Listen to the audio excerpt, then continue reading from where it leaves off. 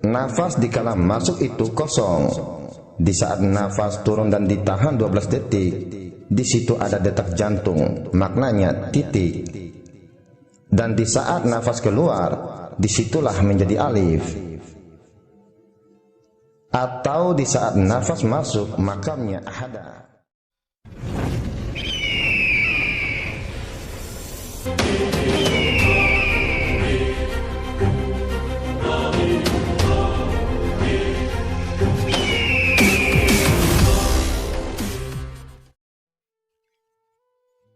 Bismillahirrahmanirrahim. Assalamualaikum warahmatullahi wabarakatuh. Pada kesempatan kali ini, aku ingin memberikan penjelasan mengenai zikir nafas. Yang manakah dikatakan sebenar-benarnya zikir nafas? Sebab sekarang ini sudah banyak para guru-guru tasawuf yang mengajarkan mengenai zikir nafas ini. Namun, tidak sedikit pula orang awam yang baru belajar zikir nafas dibuat bingung olehnya, karena di dalam zikir nafas banyak ditemukan perbedaan.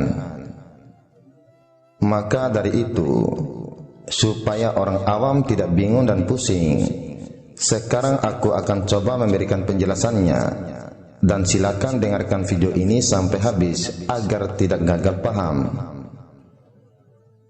Soal, kenapa ada sebagian dari kelompok tasawuf mengatakan bahwa zikir hu Allah bukanlah zikir nafas, namun yang benar adalah ih, ah,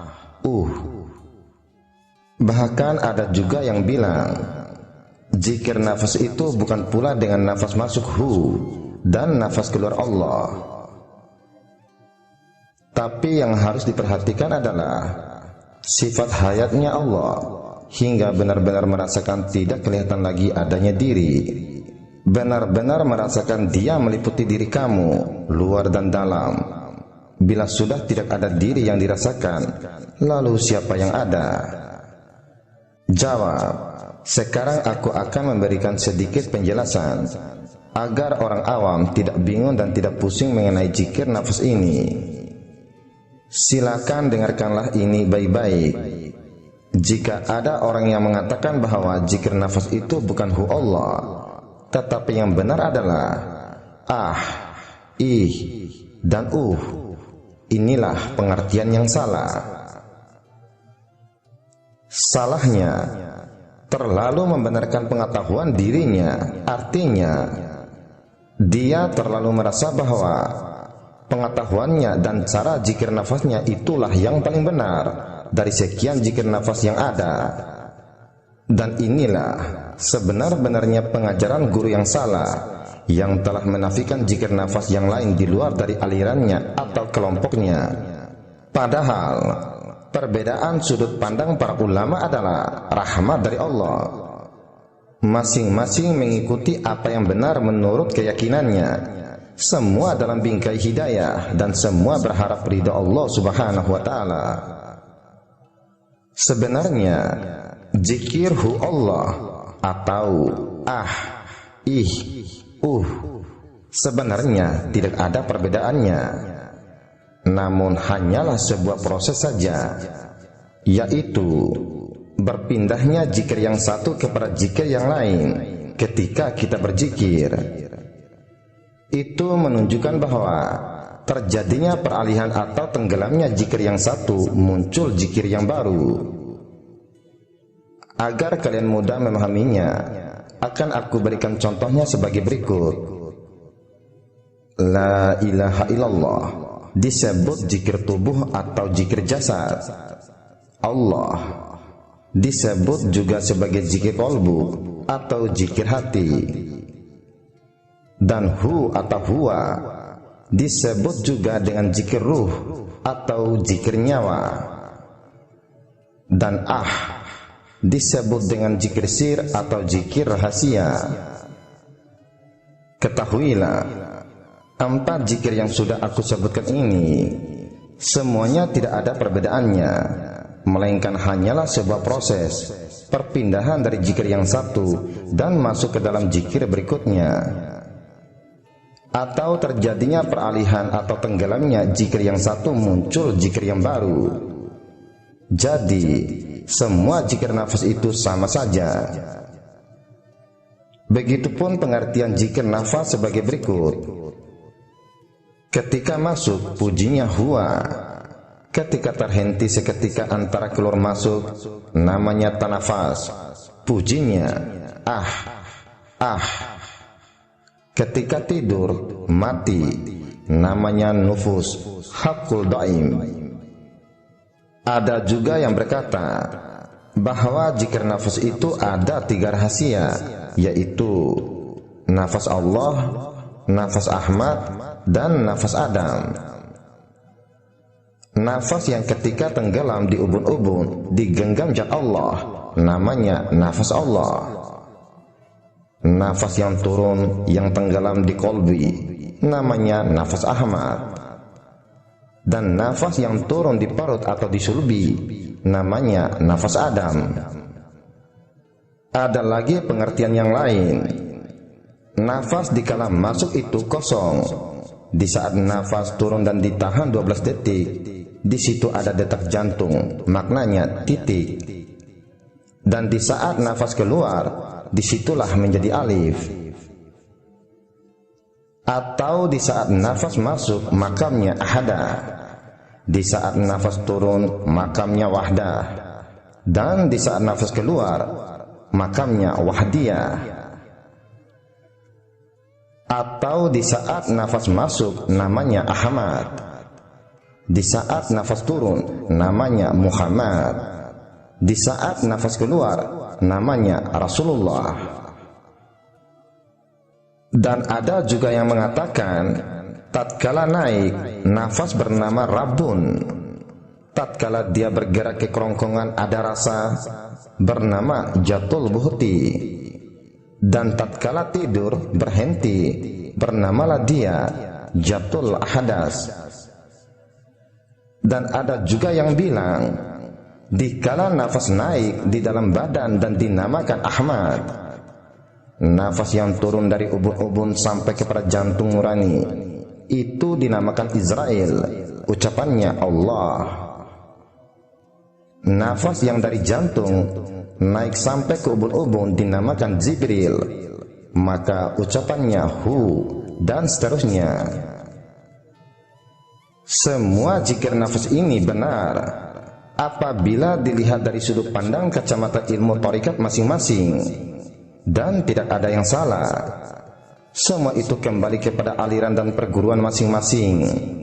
Yang salah itu adalah apabila ada guru dari aliran A yang terlalu menafikan pengetahuan dari guru aliran B dan mengatakan bahwa zikir nafas yang sebenar-benarnya itu adalah begini dan begitu.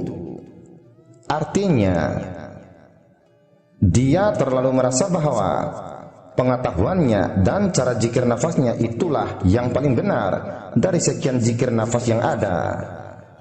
Dan inilah sebenar-benarnya pengajaran guru yang salah, yang telah menafikan zikir nafas yang lain di luar dari alirannya atau kelompoknya. Padahal perbedaan sudut pandang para ulama adalah rahmat dari Allah.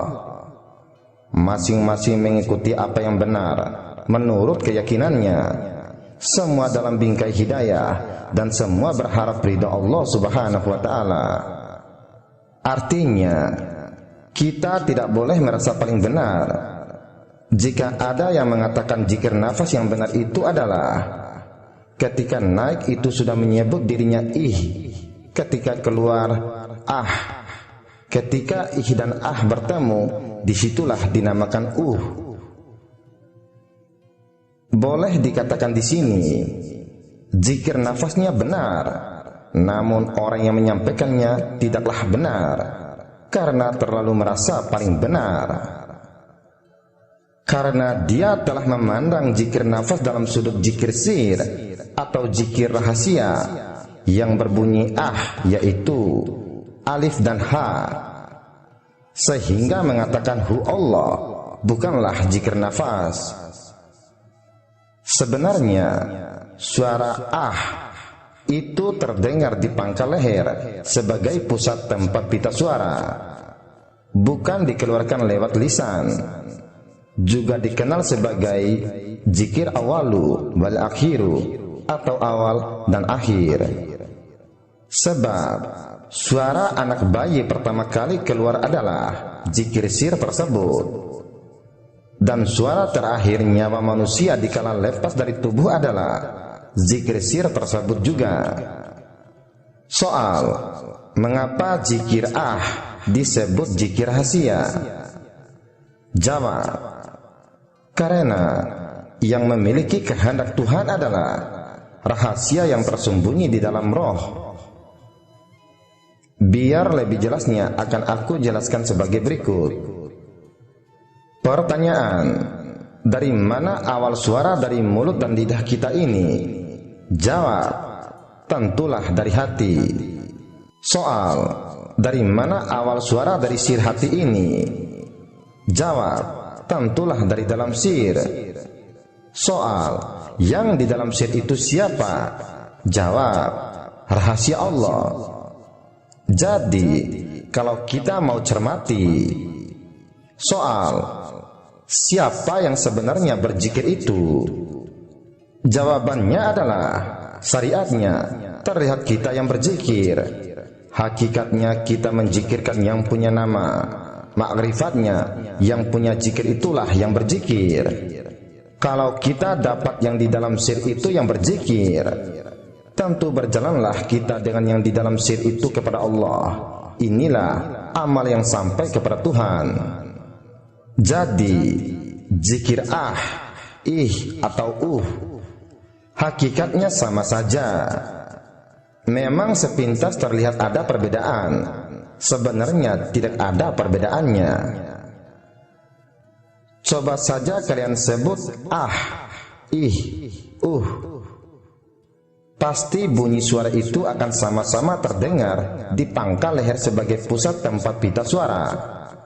Berpindahnya zikir yang satu kepada zikir yang lain ketika kita berzikir, itu menunjukkan bahwa terjadinya peralihan atau tenggelamnya zikir yang satu, muncul zikir yang baru.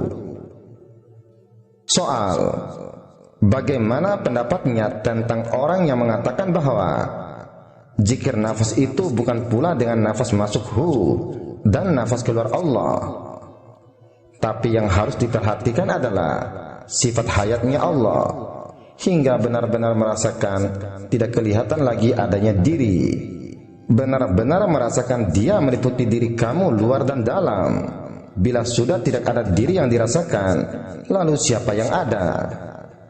Jawab, orang seperti ini karena memandang zikir nafas dalam sudut pandang ilmu fana pada asma, atau memandang zikir nafas dalam sudut pandang ilmu hakikat. Karena ingat Allah itu bukan dengan cara menyebut-nyebut namanya, karena pada mulanya Allah itu tidak bernama. Setelah adanya Nur Muhammad, barulah Allah itu bernama. Perkataan ini benar apabila sudah sampai pada makam fana, atau ungkapan ini benar apabila dilihat dinilai dari sudut pandang kacamata ilmu hakikat. Yang tidak benar adalah cara orang yang mengajarinya dan mengatakan bahwa zikirhu Allah bukanlah zikir nafas. Inilah kefahaman yang salah, terlalu merasa paling benar. Orang seperti ini sebenarnya tidak tahu menempatkan kedudukan sesuatu ilmu. Dia hanya pandai suruh memperhatikan sifat hayat Allah, namun meniadakan zikir nafashu Allah. Bagaimana ceritanya ini? Coba dengarkanlah ini. Nafas adalah cermin dari ruh, atau nafas adalah kembaran bagi ruh.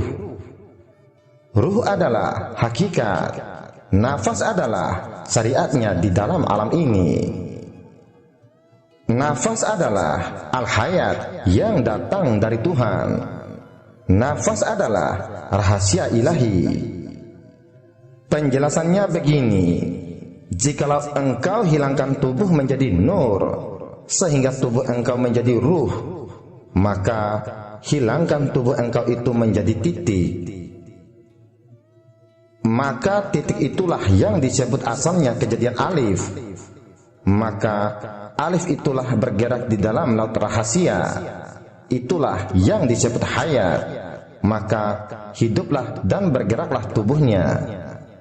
Soal, apakah zikirhu Allah adalah zikir nafas? Jawab, iya benar. Zikirhu Allah adalah zikir nafas sejak dari zaman azali dan datang semula jadi. Dengarkanlah ini baik-baik. Di saat nafas masuk atau naik, di situ sudah secara semula jadi. Dia sudah memang berzikirhu. Dan di saat nafas itu keluar, di situ dia berzikir Allah. Yang maksudnya, nafas itu siang dan malam selalu berzikir kepada Allah Subhanahu wa Ta'ala, tanpa ada lupa walaupun hanya sedetik saja. Ketahuilah olehmu, zikir nafas artinya nafas yang berzikir, bukan kita yang berzikir. Pahamilah di sini baik-baik. Maksud zikir nafas itu adalah berarti nafas itulah yang berzikir, bukan kita yang berzikir, atau bukan jasad yang berzikir. Ingatlah ini baik-baik. Zikir nafashu Allah itu adalah zikirnya nafas, bukan zikirnya tubuh badan jasad, atau bukan kita yang berzikir. Silakan kalian duduk atau berbaring dan diamkan seluruh panca inderanya. Fokus pada nafas yang keluar masuk pada ujung lubang hidungnya. Setelah itu, dengarkan bunyi di dalam tubuh engkau itu berbunyi wujud zat. Wujud itu berbunyi hu. Zat itu berbunyi Allah.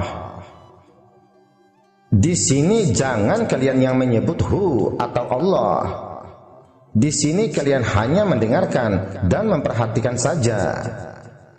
Sebab walaupun kalian tidak menyebut hu Allah, nafas itu sememangnya sudah secara semula jadi berzikir hu dikala nafas masuk dan Allah di saat nafas keluar. Jika kalian benar-benar bisa mendengarkan nafas yang berzikir hu Allah, maka kalian akan mendengar nafas itu berkata, Dia Allah, Dia Allah. Soal, kenapa nafas berkata Dia Allah? Jawab, karena hanya nafas atau ruh itulah yang tahu Allah, yang mengenal Allah, bukan tubuh badan jasad. Jadi, sudah sememangnya nafas itulah yang berzikirhu Allah, karena nafas itu yang tahu Allah dan yang kenal Allah. Jadi, zikir nafashu Allah bukan merujuk kepada jasad atau bukan berarti kita yang menyebut hu di saat nafas masuk dan bukan kita menyebut Allah di saat nafas keluar. Itulah tujuan kamu belajar ilmu mengenal diri. Dengan cara mematikan dirimu sebelum mati, maka akan timbullah ruh yang hidup dan yang tidak pernah mati. Karena hanya ruhlah yang mengenal Allah, bukan tubuh badan jasad. Jadi, sudah sememangnya hanya ruhlah yang pantas berzikirhu Allah atau mengatakan Dia Allah. Kalau engkau turunkan ke bumi atau ke dalam jasad, jasad itulah yang berbunyi Allah hurufnya. Jikalau engkau hilangkan huruf Allah menjadi hu, itulah yang disebut kosong. Tiada tahu lagi akan dirinya, hanya yang ada wujud Allah. Maka engkau tiadalah berwujud lagi, dan tiada sifat bersifat lagi, dan tiada nama bernama, dan tiada buat berbuat. Maka disitulah engkau karam di dalam kalimat ini. barulah engkau itu hilang semuanya. Yang ada hanya wujud Dia semata-mata, atau Hu yang meliputi di dalam tubuhku dan Hu yang meliputi di luar tubuhku. Dan bila Hu telah lebur, maka timbullah zikir sir, yaitu yang artinya bukan ruh atau bukan nyawa lagi yang berzikir, tetapi yang punya nama itulah yang berzikir, atau yang punya zikir itulah yang berzikir. Zikir rahasia berbunyi adalah gabungan antara huruf alif dan ha. Soal: apakah hakikat alif dan ha? Jawab: sifat dan perbuatan alif adalah atas, bawah, dan di depan. Tidak ada alif di belakang. Alif di atas berbunyi a, alif di bawah berbunyi i, dan alif di depan berbunyi u. Sementara ha hanya bersifat di depan. Tiada dalam zikir disebut ha atau hi, hanya hu, karena tiada bersifat di atas atau di bawah. Ha di depan berbunyi hu, bersesuaian kedudukan ha hanya di depan, walau apapun kedudukan alif, sama ada di depan, atas, atau di bawah. Pahamilah kiasan ini. Ada yang berzikir dengan a, i, u. Ada amalan ih, tetapi amalan itu juga sebenarnya tidak salah. Namun yang sebenar-benar zikir sir adalah karena zikir ini pada hakikatnya digelar zikir perkamilan Allah dan Muhammad di Sidratul Muntaha. Pada berada makam fana dan baka. Maka cari dan galilah, kalau tidak karena ma'rifat, tidak akan bersama alif dan ha menjadi maka hilang bunyi, hanya kosong. Maka kosong itu maknanya fana. Hanya dirinya lah yang ada, yang tahu, serta melihat, dan yang mendengar. Semuanya lenyaplah di dalam yang kosong itu. Kita di sini sudah fana lahir dan batin kepada ruh. Di sini jangan diartikan bahwa kita yang memfanakan diri. Akan tetapi fana itu dari Allah jua adanya. Sedangkan kata kita itu pun sudah lebur ke dalam fana itu sendiri. Semenjak nyawa dimasukkan ke dalam jasad manusia, ke dalam rahim ibunya hingga lahir ke dunia, tidak sedetik pun nafasnya berhenti berzikir kepada Allah. Di saat kita berdiri, duduk, berjalan, lari, di saat bekerja, di saat kita tidur sekalipun, nafas selalu zikir kepada Allah, tidak pernah berhenti. Buktinya adanya pada naik dan turunnya nafas. Jika nafas ini tidak pernah bertasbih atau tidak pernah berzikir kepada Allah, maka terjadilah kiamat dan binasalah jasad. Seandainya jika nafas ini tidak pernah berzikir atau berhenti berzikir, maka di saat ada seseorang itu melakukan pencurian, mabuk-mabukan, melakukan zina maksiat, berbuat kerusakan, dan lain-lain sebagainya, maka di seketika itu juga Allah sudah pasti akan membinasakannya dalam sekejap mata. Jika bukan karena nafasmu yang senantiasa berzikir dan bertasbih kepada Tuhanmu, maka engkau sudah binasa dan hancur lebur menjadi abu, dan sudah tidak akan ada di atas muka bumi ini lagi. Semoga dari apa yang sudah aku sampaikan dan jelaskan ini dapat memberikan manfaat untukmu, untuknya, untuk dia, dan untuk kita semuanya.